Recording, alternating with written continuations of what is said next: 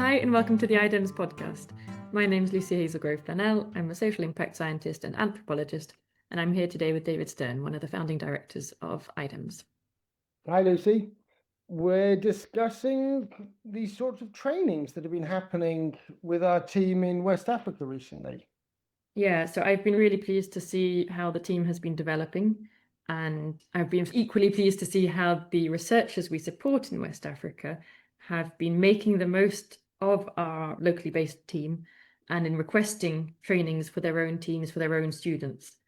So in the last few months, we've had about one training every month in different countries. I think 2 in Burkina Faso, 1 in Mali, and on different topics, from data analysis to making maps, to collecting data with Open Data Kit, ODK, to even office tools, the Google Suite, online meetings, using AI responsibly.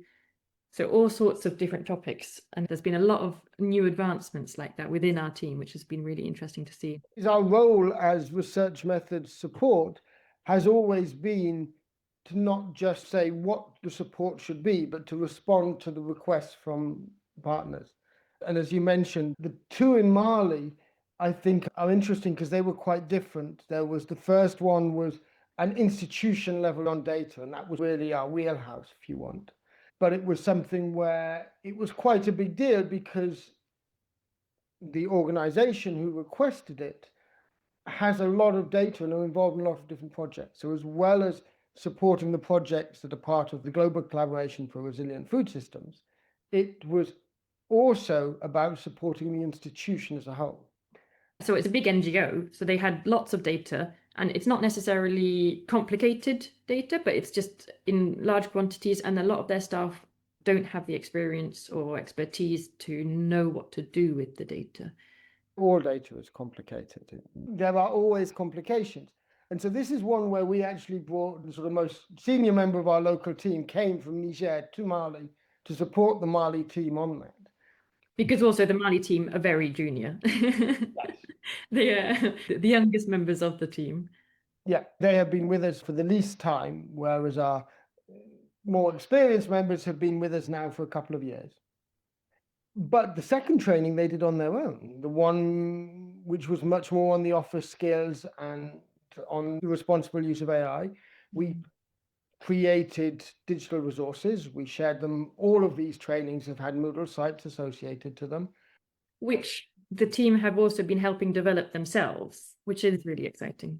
Yes, and taking responsibility for that, which is exactly what we're hoping. The aim is to get them skilled up to be able to do the whole spectrum of this support, from understanding, identifying the needs, through to preparing the resources or putting together resources and putting them into a coherent form which can be used for the training, delivering the training, and most recently, reporting on the training. Yes.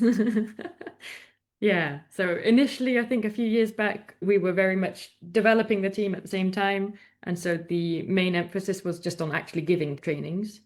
But now we're all getting more experience in that.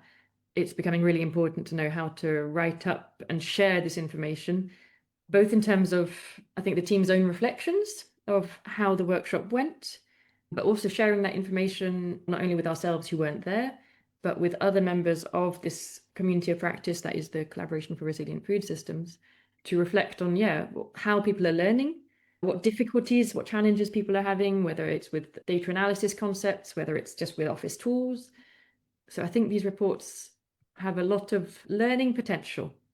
But I think we've already discussed a tiny bit the idea of a learning report as opposed to an information report, perhaps. I don't know what to call them. The sort of learning reports that we're interested in is quite a new idea for a lot of the team.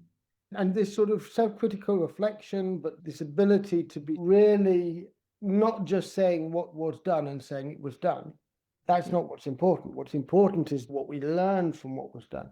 What is there that we can take? How can we improve? How can we move forward? What needs to happen next? That reflected process is key. And so I'm already seeing a difference a bit in the reports, where we're going from what is basically a long form of a agenda to say we did this, into more of a descriptive this is how we did it. This is how participants responded. And these are my reflections from that process.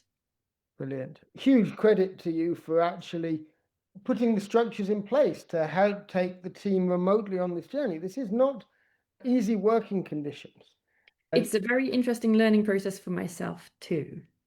Something I'm aware of is there's like a miscommunication between me and the team in terms of when you write comments on a document, how are those interpreted? So to me, in my education, if someone writes comments, it means it's a suggestion for how to improve the document.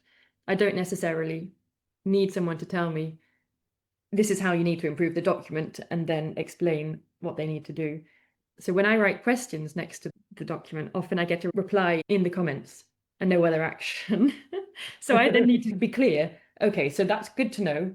And I think it's important that you write that in the document.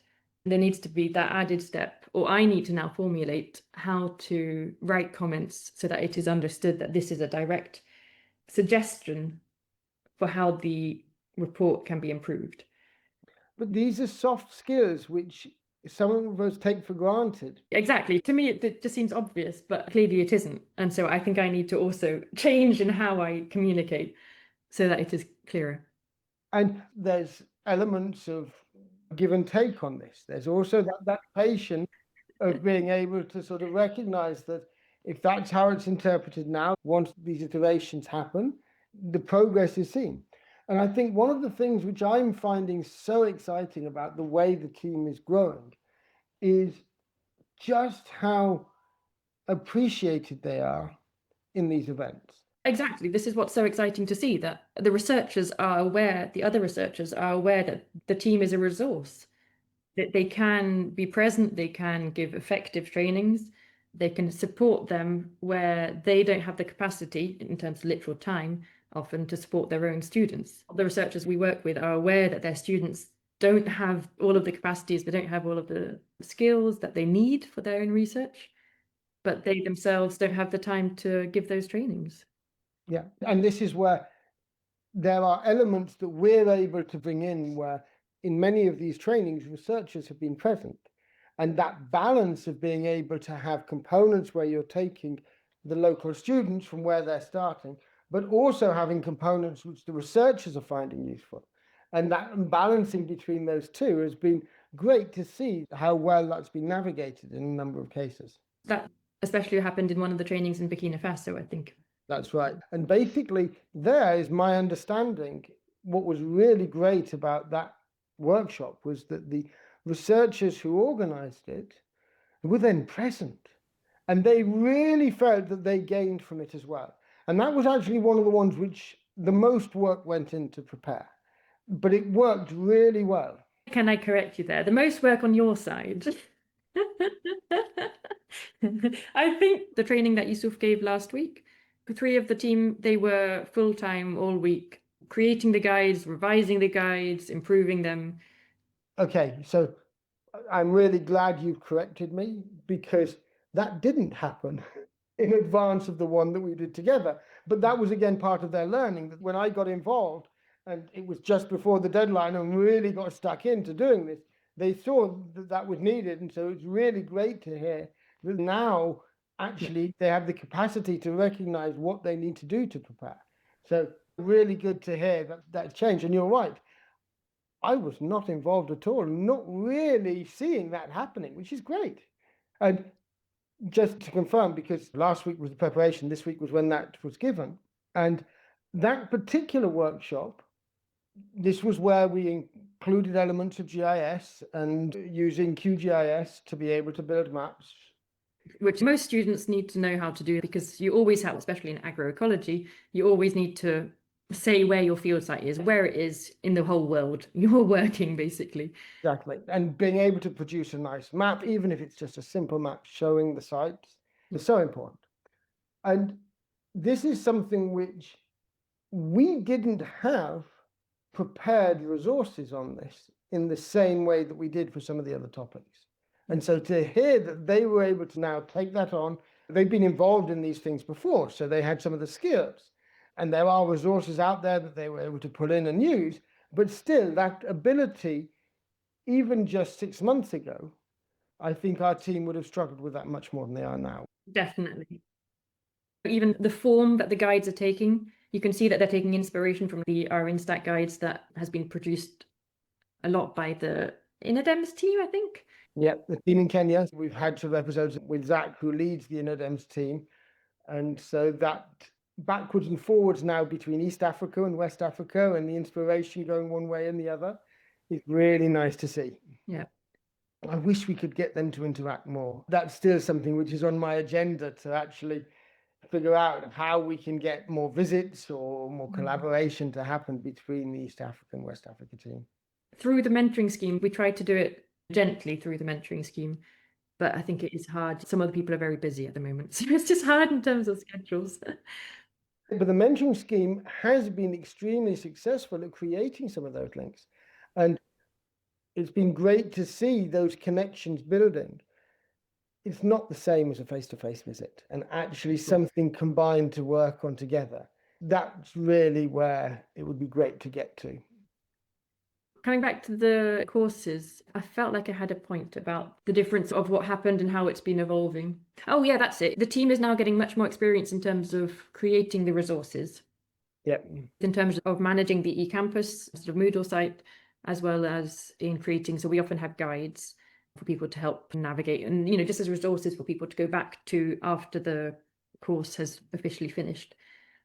But now we're starting to have discussions also on basically the pedagogy of it, how to go from a very traditional, I'm going to say, lecture imparting information to make it more active and participatory.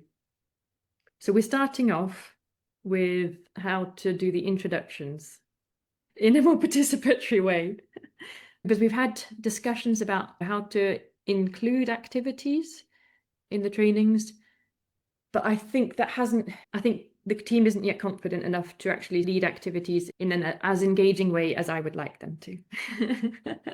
Yeah, and this is where we've been having these discussions since January in different ways, because with the course in Mali, again, it started off as this is what we're going to teach you. And it did end up very much with, these are some questions and quizzes in the Moodle site that we will help you to do. Yeah. And to go through and to support you in using or in analyzing your data or in doing things with your data.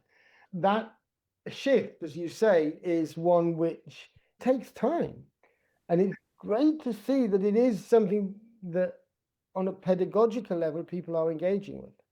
Well, it is a big shift, though, as you say. So I think it's not only a shift for the facilitators themselves, the team in West Africa, but it's also a shift for the participants of the trainings. So I think this is also why it's going to take a longer time for people to get accustomed to, because the facilitators themselves need to feel confident in the techniques to be able to, I think, deliver them to an audience who is used to a specific way of being taught. Well, we've been giving trainings in the region for a long time, so I'm very conscious of that mindset. And it's something where, as you say, the confidence to be able to push people out of their comfort zone and into that sort of active engagement is challenging. And it's very easy to just stand with a PowerPoint and give a lecture. And if the audience is happy with it, then surely that's what, it's easy, but it's not effective. And this is what we found. Well, it's well documented too that it's not an effective sort of learning pedagogy or teaching method. What I think is important is, as we get others to do it, they have to have experienced it themselves. And they have now. They've been in enough workshops where we've been leading in certain ways. Maybe not enough. Exactly, not enough. So what was interesting about our discussion about the introductory presentations, or like how members of a workshop introduce themselves, is that there they all had experience of different ways. And we were able to draw on some of the community of practice when we have the big meetings where, hundreds of participants. And there we always have great ways of presenting ourselves.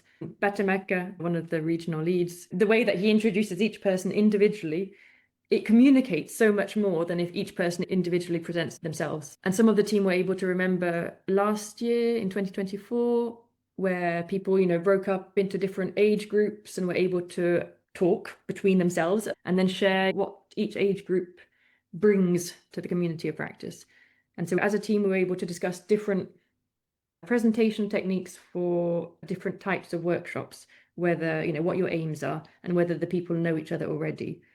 And the team members, they had experience of these methods, and they also knew, when asked to reflect about it, they knew what the value of it is for the workshop afterwards, how it can affect people, how people respond within the workshop and how people interact with each other.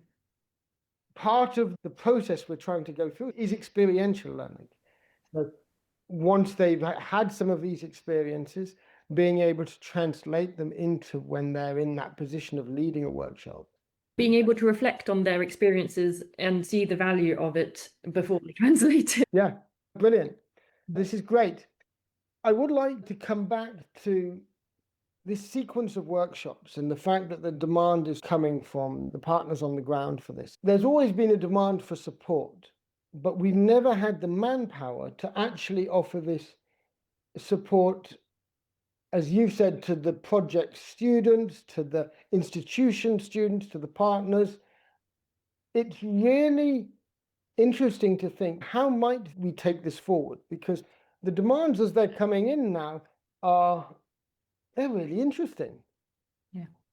What would be amazing is to actually now think this through of how we can not only take the requests as individual initiatives, as we've been doing, I think, up to now, but start trying to put them together into a sort of a set of choices that people could do. It's always nice to develop something new and tailored to an individual group, but the importance of being able to replicate things that have worked and to be able to have a suite of things where others could then choose and say, oh, they did that, I'd like that too. And to be able to offer that, that's where I think if we look at the year ahead, or maybe the next couple of years, it's quite interesting to then see, well, we can now say we've given this workshop, that workshop. You can have a tailored workshop, or we could adapt something we've already given. Exactly. And we've had that in the past, but they've been too far apart because it's always needed somebody from the outside to come in. Now we've got these local teams being built who can give them. This is really something that could just become a really regular part of our team's work. And I've got to say, even one of the researchers, so in Mali, the second workshop, that was about a month ago, his recommendation at the end was that all of the other research projects have a training on this sort of responsible AI side and using Office tools effectively. Yeah, it's something which I think we need to document in a way that this becomes an easier thing for others to sign into. Exactly. And having a list of available courses, as it were, makes it easier for other people to identify what is useful to them and what they could make the most out of. I think we've often seen when we ask people for what support they want, they tend to give the same sorts of responses because they're used to what sort of support we give. And so they don't always think about the other things.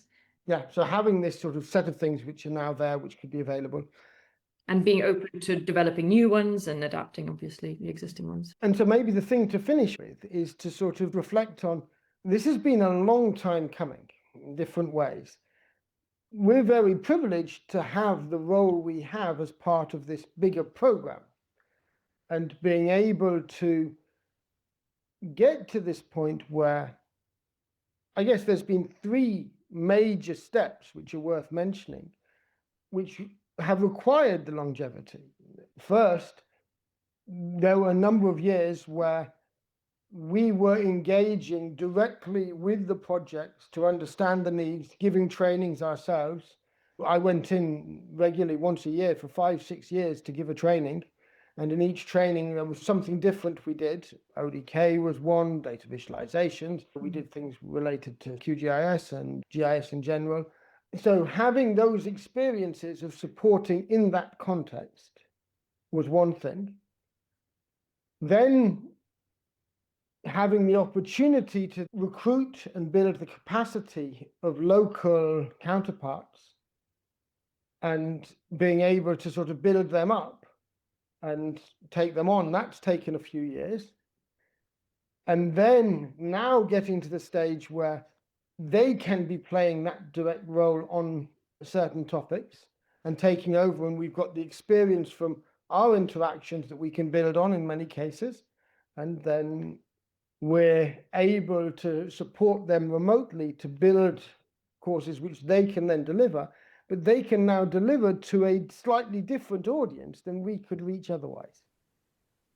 And so that trajectory is one which I'm really I'm very grateful to the McKnight Foundation and to the Collaborative Crop Research Program, which became the Global Collaboration for Resilient Food Systems, for providing this sort of, I believe, very important patient approach where there isn't a single solution. It has been about recognizing the needs of the moment, building on what has happened, and reflecting on what can be done better going forward.